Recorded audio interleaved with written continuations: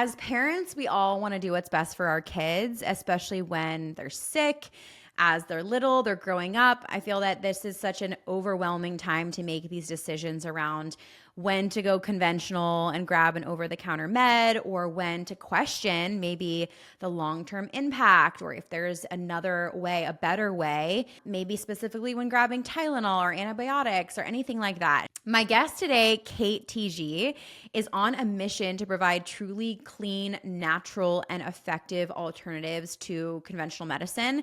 She is the founder of Earthley. This is a company dedicated to making herbal remedies accessible to all without the synthetic fillers, preservatives, isolated compounds that dominate the wellness market. And I will say that in my home, we use so many Earthley products. Like, I could probably list 10 off just at the top of my head. We love their teeth tamer for teething babies. We love their Good Night lotion. It's a magnesium lotion that we put on all of our feet at the end of the night. I give my kids little foot massages at the end of the night with this cream. We do Cough Be Gone, Feel Better Fast, cannot live without that. We do the Gut Health Oil, the Energy Plus. There's so many products that they have. It's actually insane.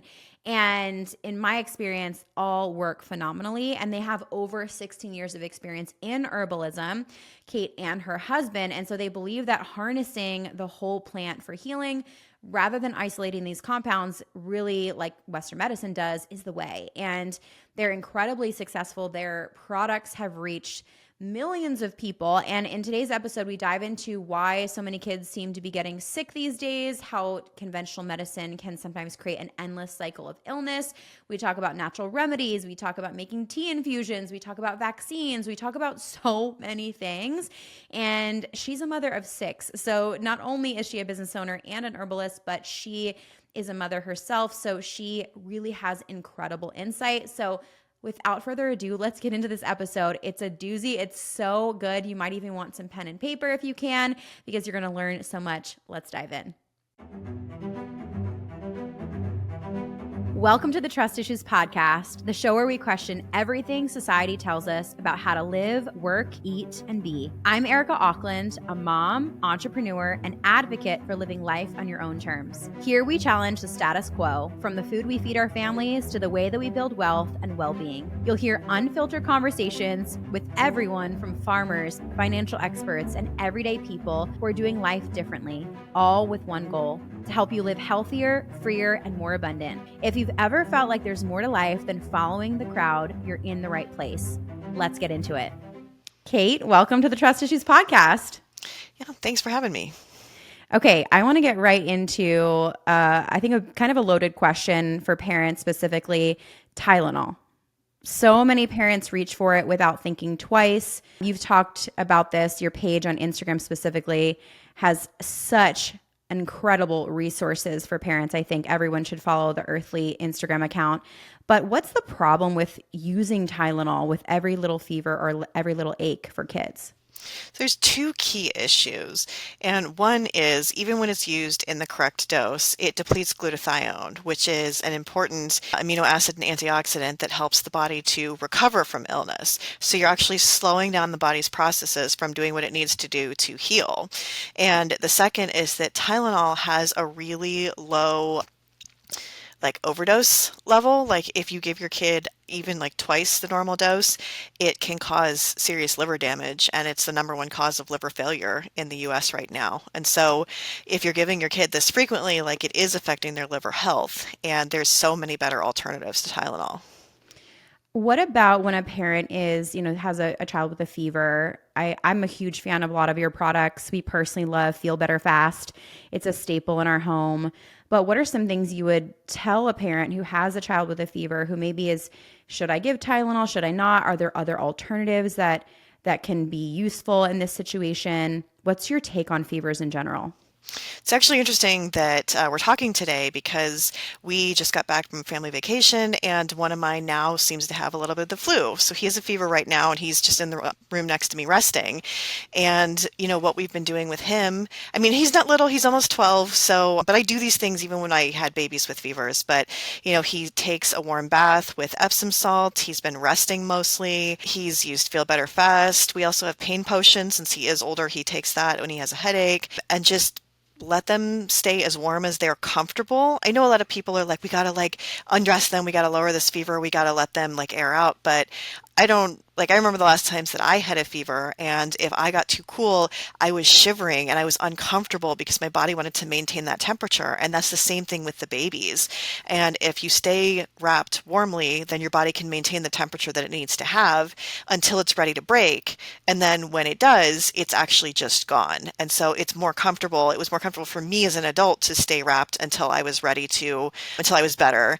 And I've seen him choosing to stay wrapped in those blankets. And so like, don't like keep, like if they're pushing the blankets away, obviously like let them do that. Like let them decide how comfortable they are, but let the body do what it's doing. And as long as it's maintaining like a lower level, like, 101, 102, like it's not, it's not going to melt your brain. Like it's fine.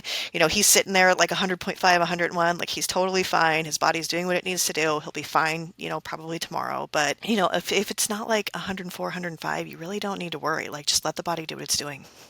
In those situations where the fever does reach that temperature, have you ever, I know you have multiple littles, and so in your, career as a mom, it's like you're literally expert at motherhood probably at this point as a mother of 6, but has there ever been a point where you're like, oh, this is a fever that's like getting high up there? Like, what's your take on that? Because I have the same thought around your body knows what it needs.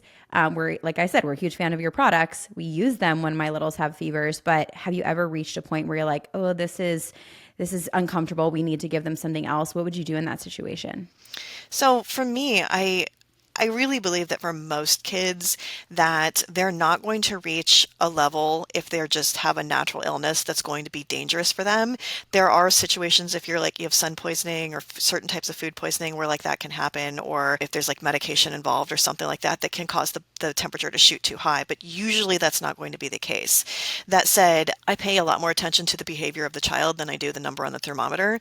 If they're resting comfortably and they're able to like sip liquids, I'm not super concerned about what that number is. If, they can't sleep, they can't drink, like they're just crying, they're whining, like they're really struggling, then that's going to be a lot more concerning to me than whatever that number is. So good. Let's talk about immune support. I think in general, this year specifically, I feel like I've heard of so many people getting really sick. It feels like kids are just going from one illness to the next, flu, pneumonia. I've seen so many things going around in specific this year, maybe because I'm a mom and, I'm noticing it even more with a 3-year-old and a 6-month-old. But what do you think's happening? Like, why do you think that is? How can parents support their kids naturally to bolster their immune system? There does seem like there's a lot more going around now than there were even a few years ago. And I think part of it is because everybody was like hiding at home for a while back in 2020. And so this stuff was built up and then their immune systems are lower because they weren't challenged the way that they needed to be. And, some of the other things that people have done in the, mainstream ways, masking and other things, I don't think was beneficial in the long run. Maybe some people were less sick for 6 months, but then years later, here we are with what the mainstream is calling the quademics. So that's not beneficial at all. For immune support, eating a healthy diet is always number one. You can't really overcome like you could take whatever herbal supplements you want, but if you're eating a lot of junk food and a lot of sugar, it can only overcome so much. I think part of the reason that my son is sick right now is because we were on vacation last week and they did have more treats than we would normally have. And so it's going to have an effect on them. Yeah. So, avoiding excess sugar, avoiding like a lot of processed foods is great. Lots of fresh fruits and vegetables. My older boys were making salads and smoothies for lunch because they don't want to get sick, of course. We use herbs like echinacea, astragalus root, elderflower to help support the immune system every day. We make a product called adaptogenic immunity, which is designed to do exactly that. And then, we have them taking, like the boys are taking beef liver capsules. We're using Goodnight lotion before they go to bed. Getting a good night's sleep, of course. So a lot of little things, but mostly it's just maintaining that healthy lifestyle. I love this. You're naming these products that we use in our home, like Goodnight lotion, huge fan. Put that on my babies every night. Haven't heard of that. I didn't know that you guys had that specific tincture. Can you actually like walk us through, obviously as the founder, and we're going to get into all the things Earthley. I feel like I could literally talk to you for hours about these products and everything you do. But specifically, as a mom yourself, using these products in your home, what are some of the top products that you start your day with, that your kids start their day with, some of the products that maybe, they're using throughout the day, and then also at night in the evening before bedtime? What are some of those staples that you guys can't live without? So it's a lot. I have quite the collection here. They take elderberry elixir a lot these days because there is so much respiratory junk going around, and whether they have a little bit of a sniffle or they just hope that they aren't going to get one, they're taking that most days. I'm taking Energy Plus in the morning because it's like a source of herbal iron, and it just Mm, provides me and B vitamins, so it provides me with natural energy to like get through my day. mm. Um, Let's see, adaptogenic immunity, they take that in the mornings. A couple of my kids are a little bit high energy, so they take calm and clarity to help them kind of balance that out and be able to stay a little bit focused. Today's typically homeschool co-op day, and two of my kids are there, but then the one who isn't feeling well is not gone today. But it helps them to be able to, you know, be functional in co-op. Oh, what else?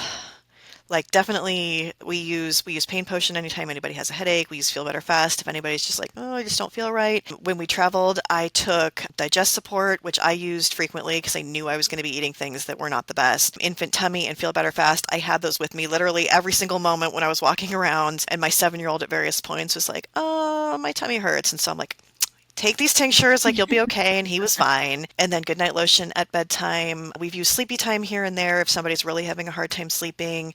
We have the CBD, and a couple of my older kids will take that if they're having an especially like anxious or rough night. Like my teenagers will use that. My 13-year-old is struggling a little bit with acne, so he's using the charcoal bar and the clear skin roller. He tried to use the acne bar as like a mask last night. I'm like, we have actual masks. Like that's silliness to leave the soap on your face, but he wouldn't. That's what he wanted to do. Um, Man, there's way more than that, but those are probably our most frequently used. Oh my gosh, so good. I will point out a couple that I would love for you to even speak on in more detail. Because I think when I think about the moms in my life and the products I've recommended, Feel Better Fast, Teeth Tamer. If you have a baby who is teething, Teeth Tamer is incredible. Good Night Lotion for sure. And then Infant Tummy Relief. I just actually gave to one of my neighbors because she has a little one. But can you talk specifically about Feel Better Fast and like what it does and the ingredients in it? Because I think it's honestly probably one of my favorite products that you guys have. Sure. So I developed that in, I think, 2018 because I knew that when I was brand new to natural remedies, and that was, gosh, 2009, 2010, it was a long time ago now, that the most overwhelming thing was, what do I choose? Like, I Mm-hmm. remember going to the health food store when it was like 3 months into my deciding that we were going to go like holistic, and I didn't really know that much yet. And like my husband had gotten sick, and I was like, okay, what do I need? I need to be prepared for like what's going to be next. And I'm looking at the shelves, and I'm completely overwhelmed. And I picked like 4 or 5 different things, some of which I never even used. And so I thought, okay, I know I'm not alone. I know that there are lots of moms who are in that boat, and I Mm-hmm. wanted to develop a remedy that if you don't know where to start, just start here. And so that was how Feel Better Fast came about.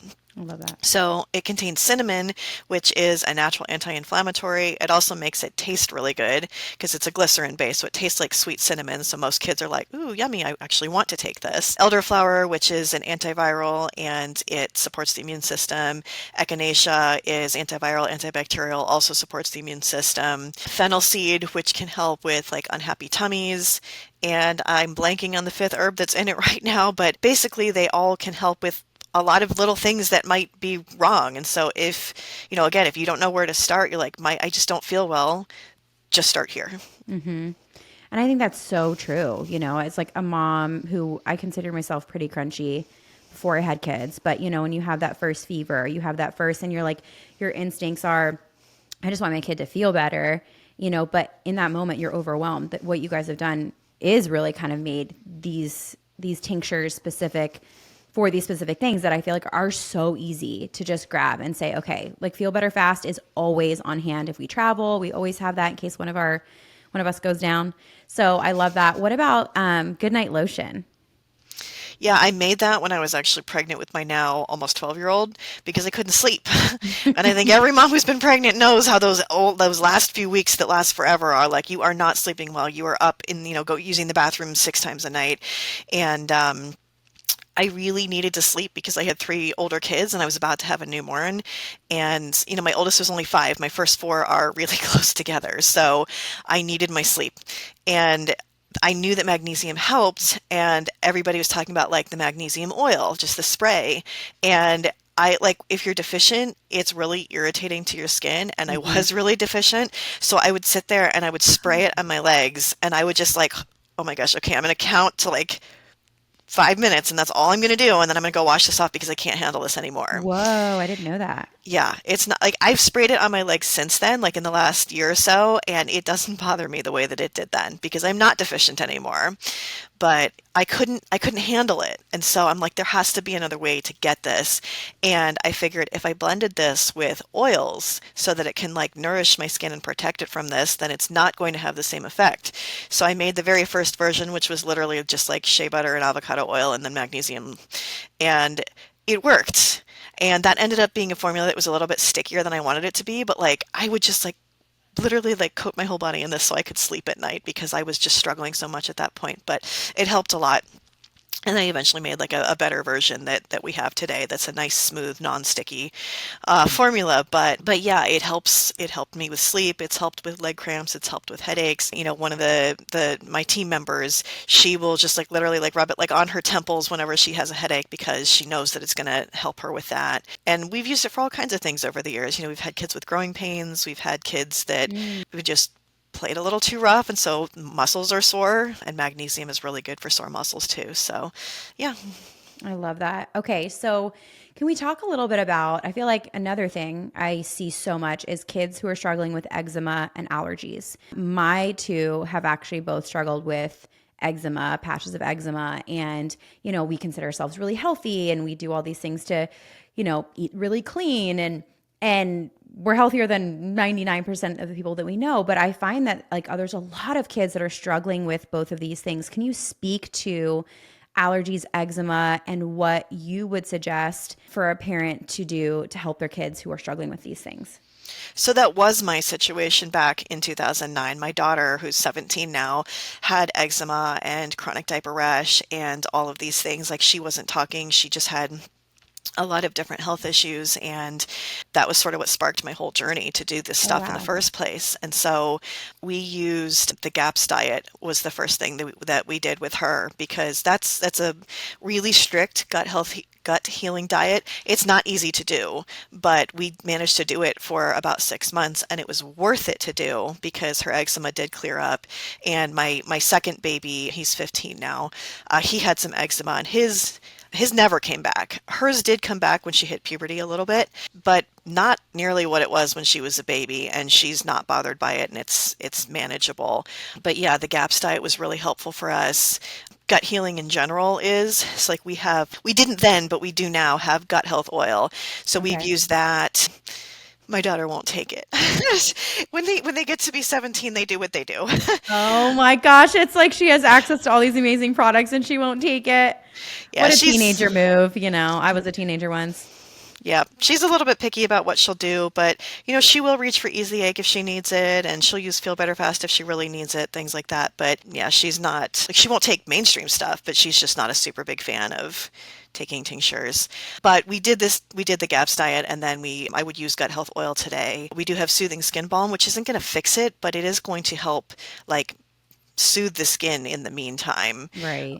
And then probiotics, sources of probiotics, like we brew kombucha. My 9-year-old is a really big fan of kombucha. Anything that you can do to just get like those natural probiotics in your diet, unless you have histamine intolerance, which that's a whole rabbit hole in itself. Okay. Okay. So, like a parent who is dealing with a child who has eczema or allergies right now, gut health oil, obviously addressing diet, kombucha. What about like, is it kefir or how do you say that? I've heard kefir, I've heard kefir. I don't know who's Okay. right. Okay. We'll just stick with whatever. Yeah, that's a good one too. Like there's the milk version, then there's the water version. Some of my Right. kids really enjoy the water version because it's a little bit of a milder flavor than the kombucha is. Okay. It's not hard to brew either, like if you're so inclined to do that. And there's some brands on the market that you can buy if you don't want to buy it or don't want to make it. It's not cheap to buy. It's much cheaper to make, and you know that the ingredients are clean, but I know that not everybody's willing to take on that DIY project. Okay. Okay. Cool. So, another question for you, I think, is around mineral deficiencies. We hear so much now about these mineral powders, electrolyte powders. I find that a lot of people are becoming more aware of the fact that they need minerals. And, we know that, especially for moms and babies, how important minerals are. Why are they so essential? And what are some easy ways that we can restore balance naturally? So there's a lot of, there's a lot of minerals. There's like major minerals, then there's the minor minerals, and the major minerals include potassium, magnesium, calcium, sodium, and phosphorus, I believe. And then there's zinc and copper and iron, and those are kind of the minor minerals. These control like everything in the body. So, how your bones are growing, whether your muscles are working, including your heart, which is a muscle, and hydration, just like literally everything when you really get down to it. And we do get depleted in pregnancy, and kids can get depleted because they're growing so fast and they have such a high need for more nutrients all the time. When it comes to supplements for that, I would look for things that are as natural as possible and that are in forms that are going to be absorbable by the body. So like with magnesium, magnesium chloride, magnesium glycinate, and magnesium L-threonate are the top three forms that I use depending on what I'm trying to do. Potassium, bananas, potatoes, we've heard, of course, are a good source. Grapefruit juice, also a good source. Cream of tartar is a good source. So some people will make like a homemade electrolyte drink and they'll add a little bit of salt, preferably like either a Himalayan salt or real salt, something like that that's unprocessed and doesn't have additives, and then some cream of tartar. I do have some recipes on my blog for homemade drinks like that. Gosh, calcium, dairy for some people, but also nettle leaf. So we'll do like nettle infusions Mm. sometimes. So there's a lot of different sources, like food first, but there are herbs and supplements that you can use. Just make sure, again, like forms that are absorbable and that don't have additives. Hmm. I'd love to talk about infusions, actually, tea infusions, because this was something that, for so long I considered myself crunchy and I was healthy. But then I started to go down this other rabbit hole of, oh my gosh, there is these herbs and these ways that you can get all these minerals. You spoke of nettle. I'd love to hear some other ones you recommend, because that's something that people probably are overlooking. And I find such a simple way to get minerals. For me, like, it's springtime here in Nashville. That means summer's around the corner because we have a very short spring. And I love to brew like these big giant things of tea because it's so easy, like on a hot day, to just sip some tea all day long. I would squeeze some lemon in it. But, I'm not the expert on all the different herbs and the things that you can brew. So can you talk about what is a tea infusion and what are some of the top ones you would suggest for like entry level people? Sure. So infusions, it sounds really hard, and it is really not hard. You grab a quart-sized mason jar, fill it about a quarter way full with whatever herb you want, pour boiling water to fill the jar, and then just let it sit for 4 to 12 hours. If you can make a cup of tea, you can definitely make an infusion. So one of my favorites is oat straw because it has such a mild flavor. It's almost like a really mild green tea kind of thing. So if you add a little bit of honey and lemon, like it just tastes like mild green tea. So kids aren't gonna, think it's weird or Love that. anything like that. Raspberry leaf is great for women, and my kids happen to be a big fan of it. Like we grow raspberries, so they'll pick fresh leaves, and in the winter we've got dried leaves, but they love to make raspberry leaf infusion. All of these are rich in minerals. Nettle leaf is great too, but that one does have kind of like a bitter, milky flavor. I go through phases where I like it and phases where I don't, so I think that not, you might love it, you might not. Gosh, what else? Those are like the top three. Alfalfa is always good. We say like the Nora tea that pregnant women do, which is literally those four herbs. Dandelion is another great one. Now the leaf is going to be bitter, so again, that might not be your best starting place, especially with kids. I've tried to add dandelion both to like an infusion as well as like salads, and my kids are like, no, like it's too bitter. They didn't want to do that. They'd rather have the raspberry leaf. So, but it's readily available outside if you want to go pick some. At least not in Ohio, not for another month, but maybe where you are. Oh my gosh, I love that. Yeah, no, I feel like that is like one of the easiest things to start doing. And the Nora tea that you spoke about, I got that for this past pregnancy. I didn't do it for my first. I did raspberry leaf, but for my second I did Nora, and I did it all throughout second trimester, third trimester. I swear, like, my recovery, the way, even just my pregnancy in general, I felt so nourished. I felt amazing. And pregnant at 35, some people may say like, oh my gosh, whatever, but I felt So good. So I can attest to that. Where do you get your herbs? Where can someone get those herbs? Mostly I have ordered from Mountain Rose Herbs or Okay. Star West Botanicals. Those are kind of like some of the top two places to get them from. And if you have the ability to grow some or forage for them, that's great too. Oh my gosh, foraging. That's a whole nother thing. That's like next level. I'm here for it. That's so awesome. Another question I had for you is around detoxing because I think this is a huge buzzword.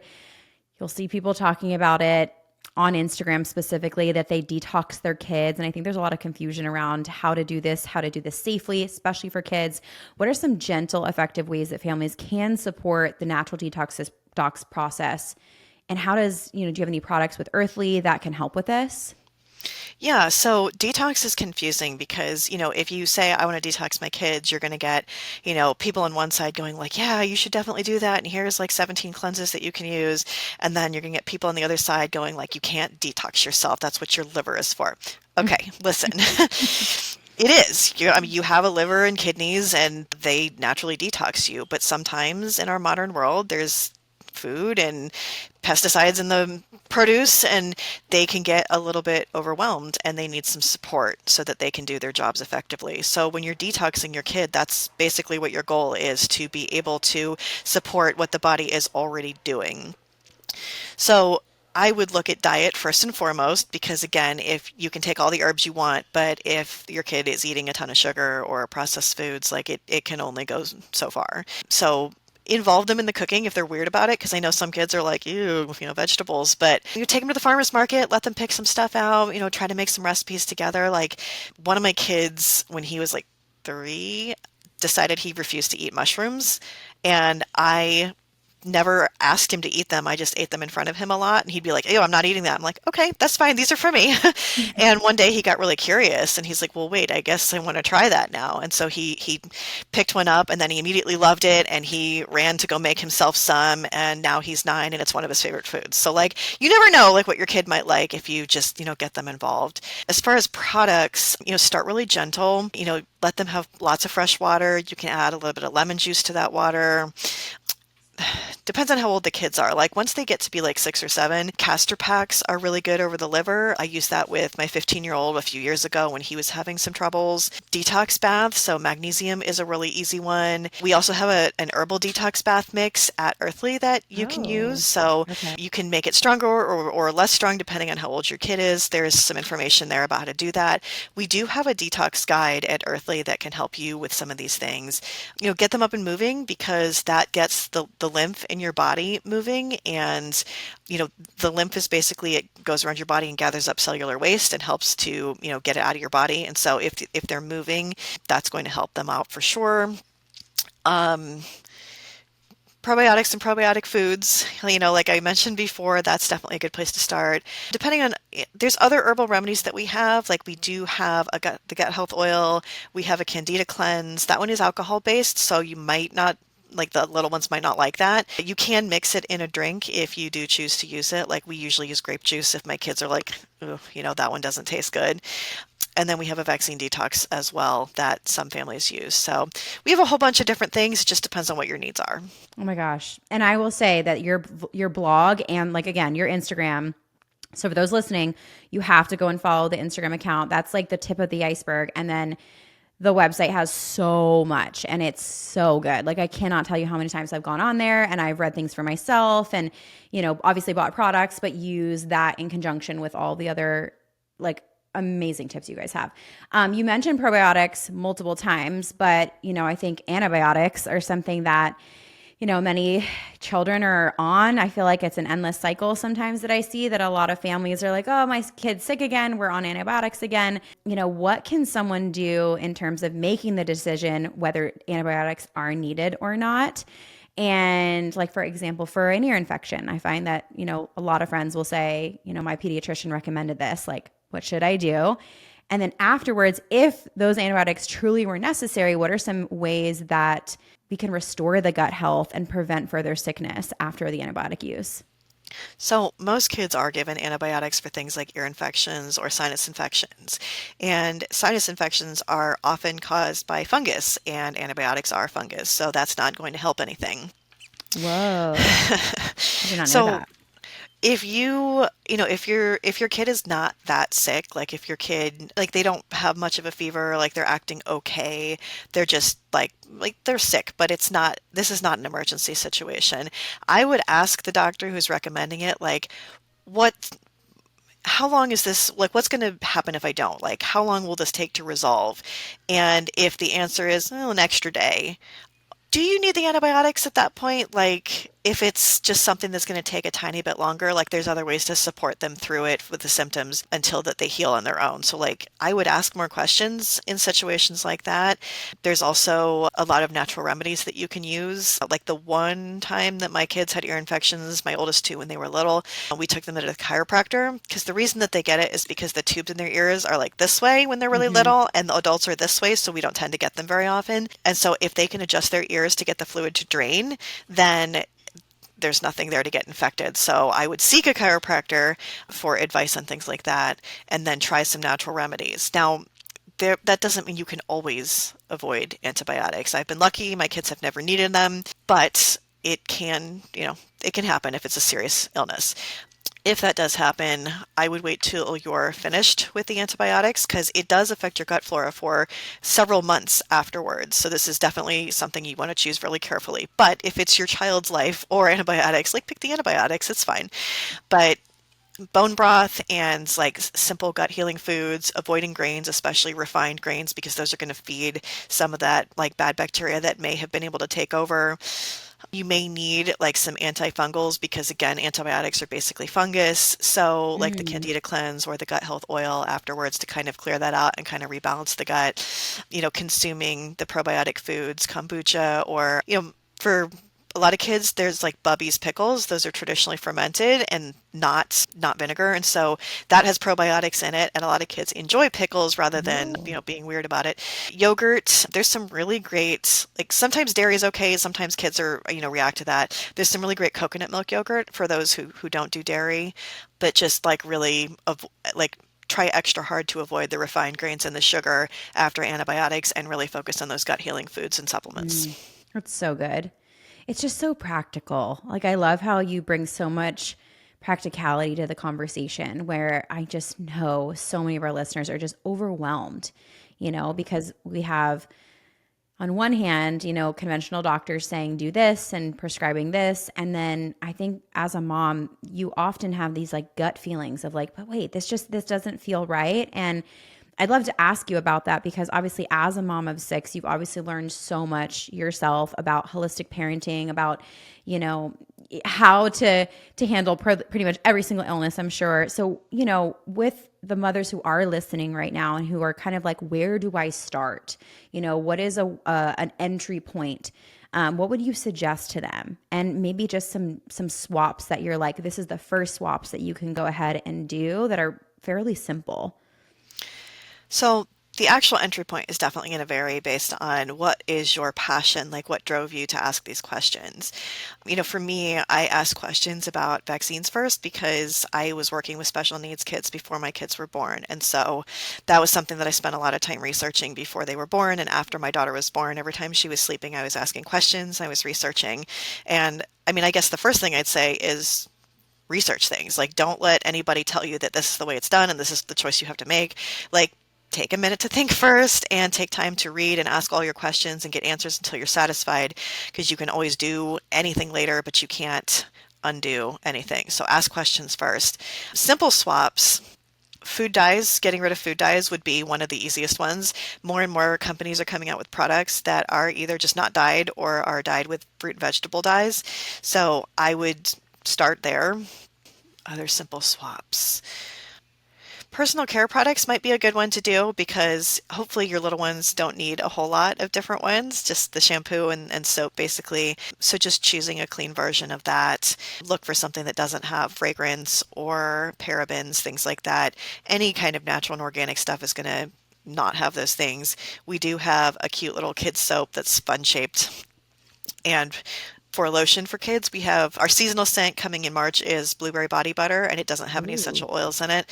And it Ooh. smells like a blueberry muffin. It's amazing, and it's totally safe for the little ones. So I love that.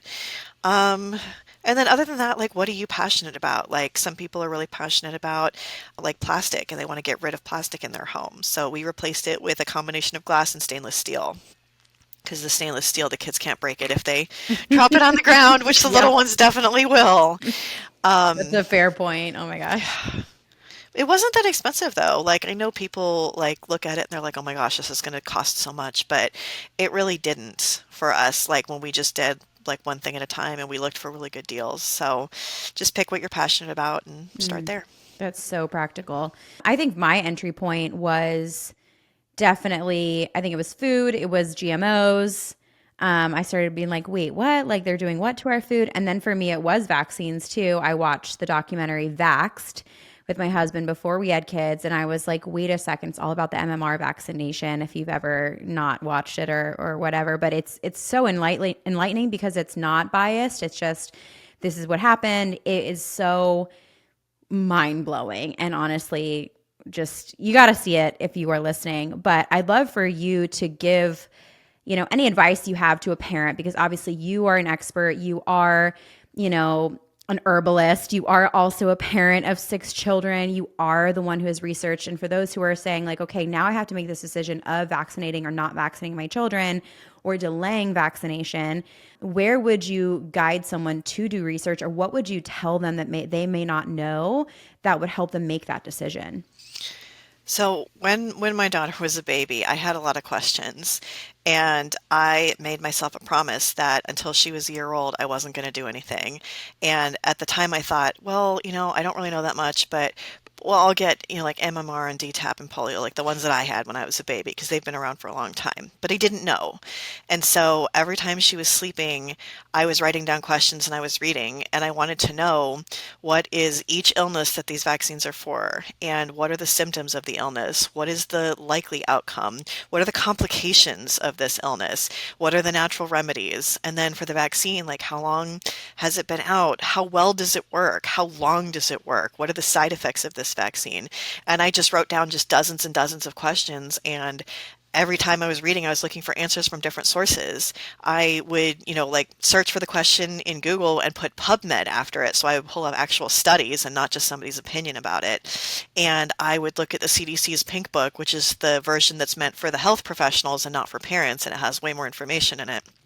And that Mm. was like the 2 ways that I got all the information that I did. And after I had finished reading all of that, I said, like, no, there's no way I'm going to do this. And my teenagers are glad that I didn't. And they agree with me now that they understand what's going on.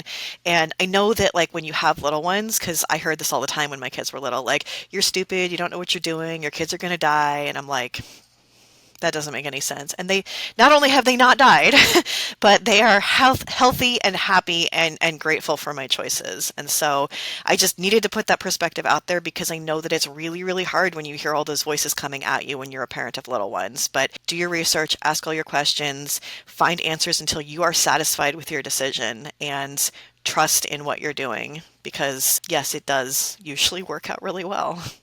Do you have any books or any specific studies that you could recommend for people to read or look at that would be insightful, that basically led you to the decision that you made? So there's a lot of resources now that there weren't when I was first researching it, 16, 17 years ago now. Dr. Paul Thomas wrote the Vaccine Friendly Plan, and since he was stripped of his ability to practice because he spoke out on this subject, he has been even more outspoken about what's going on. So he has some great resources available. Neil Z. Miller, I read some of his books early on. Um, Gosh, I mostly just looked at PubMed and like I there's love that. so many studies that I don't like there's some that I've collaborated or I guess gathered up on my blog, but they are not all the most recent ones because they're based on the research that I did when my kids were little, but Mm. I do have that available as a starting place. Physicians for Informed Choice also has some good resources and they'll tell you the other side that the mainstream won't tell you. So some good places to start. Wow, that's so helpful. I love that. I know that's going to be so helpful for parents because it's a huge question. And I think with, the new administration and, our new head of HHS, I think a lot of people are like, what's going on? They're asking questions and it's interesting to see what people's take are on social media. And I think it's social media. So everyone's yelling at each other. And so those resources, like you said, you were reading PubMed. So it's not like you were this is 17 years ago. It's not like there was an Instagram. So I love that perspective. I want to specifically talk about Earthley and really your belief around nature knowing best. Can you explain why these whole plant remedies are superior to what you guys say is isolated compounds, and how this philosophy has shaped the way that you guys create your products, how you formulate your products, the ingredients that you choose, and maybe just share a little bit more about, I know you shared some of the stories anecdotally around why you created certain products, but how Earthley was born, and maybe even some of the stories of the moms who are using your products and how it's helping them and their babies. I'd love to hear all about that.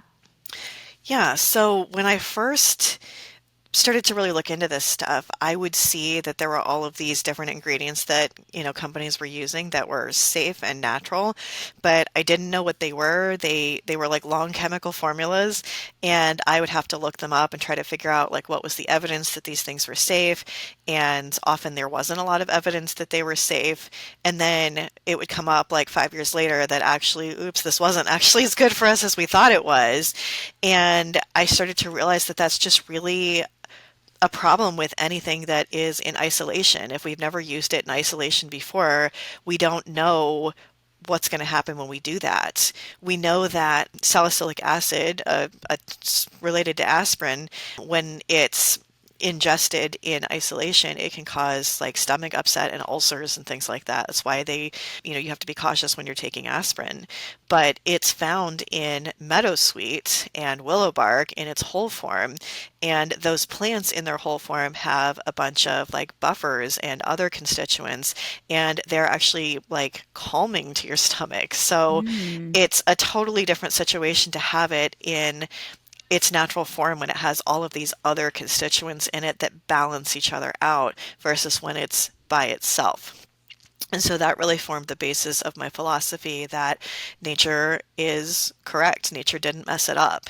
And if it's, whatever constituent is found as 12% of the plant, which is curcumin in turmeric, maybe it's supposed to be at that level, and we're not supposed to standardize it to some crazy amounts and then Mm. megadose on that constituent because we don't know what's going to happen or if it's actually that safe in the long run.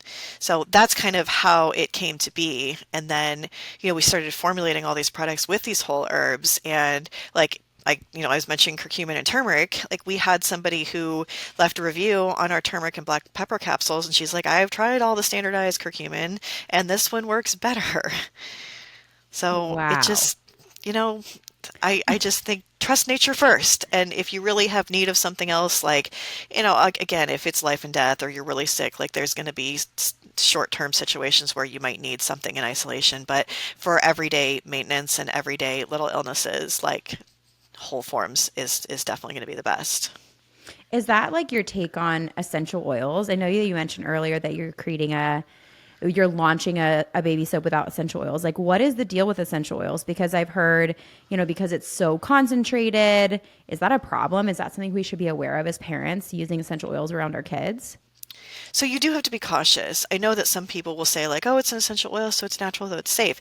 It is a partial isolate. Like there are a lot of constituents in it, but it is not all the constituents that would be found in the whole plant.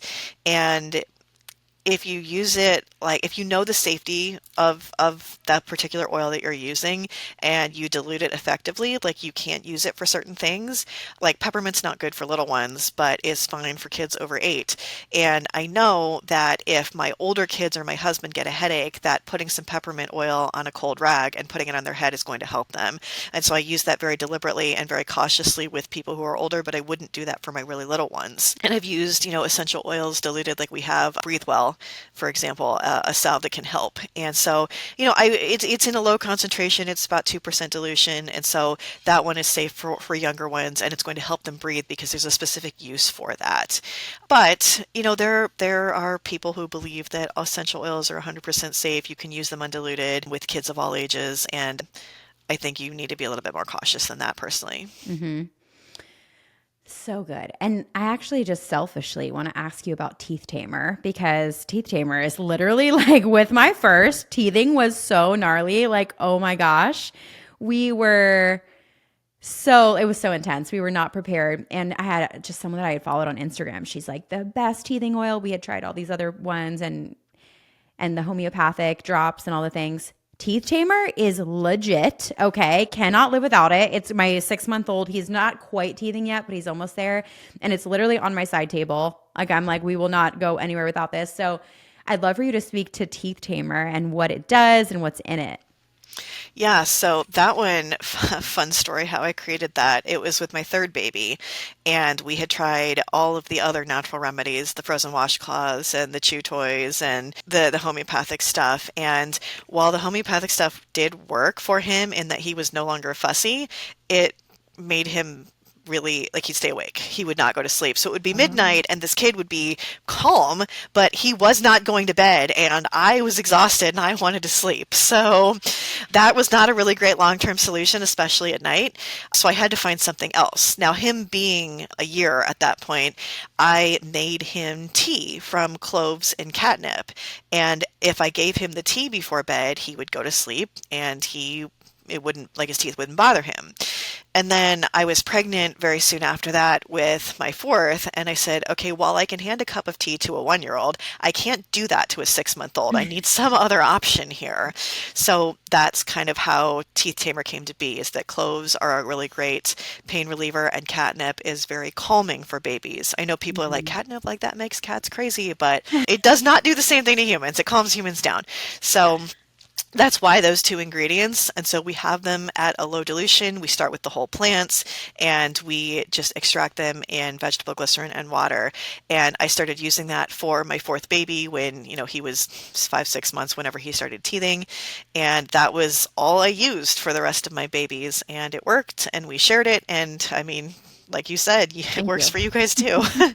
No, literally, thank you. I'm like, it is so good. I can't tell you how many moms I recommended it to on every single, if I do roundups on Instagram where I say, these are my top baby products, Teeth Tamer is always on there. Like you have to know the legitimacy of this product. So you are just such a wealth of knowledge. I could sit here and literally talk to you all day. And there's so many other products that I'm even thinking of that we use. Cough Be Gone is another one we love. Like, I'm sure we could just go down the rabbit hole, but for everyone listening, seriously, go to Earthley Wellness Instagram, go follow. But I would just love for you to give just any advice you have for the mother who is, wanting to start transitioning their family to a more natural lifestyle. Like I said, they feel overwhelmed. What is maybe one step they could take today that would help them? Is it a mindset thing that helped you? Is it a specific product or an ingredient? Just any perspective you have for a new mom who's trying to do this and take on the world with this. I would say that the most important thing is to just pick whatever you're most passionate about and really just start there and don't try to do everything all at once, because I know that a lot of people feel like there's some kind of competition in the crunchy community that, if you can't do all the things that you might like, you're some kind of a terrible parent. And I'd say that 99% of people don't actually feel that way. There's a few people, there's always, somebody who's going to say something, but the vast majority of people that I talk to are just trying to do their best. And right now they might be only passionate about GMOs, or they might only be passionate about using ginger instead of, whatever OTC they were using before. And if that's all you're doing today, that's great. It's better than you did yesterday. And every little step that you take is something that's better. And there will also be phases where you do all the things and phases where you don't, even though you know how, and even though you've done it before. Maybe you have a baby and you just can't right now. And all of that's okay. So don't judge yourself for where you are in your journey and just do your best. That's so good. Do you guys have any new products coming out? I know you said you had the baby soap, but is there anything else we can look forward to this year? So we have a lot of things that are kind of early in the pipeline and nothing that's like official in any capacity. We are looking to round out our tincture line. We're looking at like a lymphatic tincture, because we do have the lymphatic cream, but we don't have the tincture version yet. And we've been talking about developing some kind of food-based like powder supplements. Like we have a few right now, but like some additional ones that are like dissolvable in water, but are not like don't have junk in them. There's a lot of things that are kind of potentially maybe someday in the future. So if anybody has any suggestions of what they'd really love to see, I'd love to hear it. Oh my gosh, I love that. And where can our listeners come and follow? Where's the best place for them to get started with trying your products and learning more about Earthley? So they can join us on Facebook or Instagram, and they can join us on earthly.com to check out all of our products. We have tons of free health guides too. So if you're not ready to, try a product or don't know where to start, that's a great place to just get some more information and decide, what might be right for you. And if you are in Columbus, Ohio, we do have a retail store. Oh, so fun. Oh my gosh, I love that. That's like a goal one day to go there. It's like a candy store. Oh my gosh, Kate, thank you so much for your knowledge, your wisdom, sharing all the things, and we'll absolutely direct our listeners to check out Earthley. Thanks for being on the show. Yeah, thanks for having me. And there you have it. My episode with Kate is honestly probably one of my most favorite episodes, not only because I love their product so much, but because she honestly gives so many tangible things. And me as a mom, being able to feel confident around how I help my kids when they're not feeling well or just helping them in general to thrive and be healthy is so invaluable. Her wisdom is incredible. So if you love this episode, please go ahead and share it out, screenshot it, tag us on Instagram at Trust Issues Podcast. You can also tag me at Erica Auckland. I appreciate you being here. And if you loved it, really, really loved it, leave a 5-star review. I know it seems like a little thing, but it actually helps this message get out to more people. And if you have a friend or a fellow mama in your life who might need this information, share it out with her, share it out with them. I hope that it helps. All right, I'll see you next time.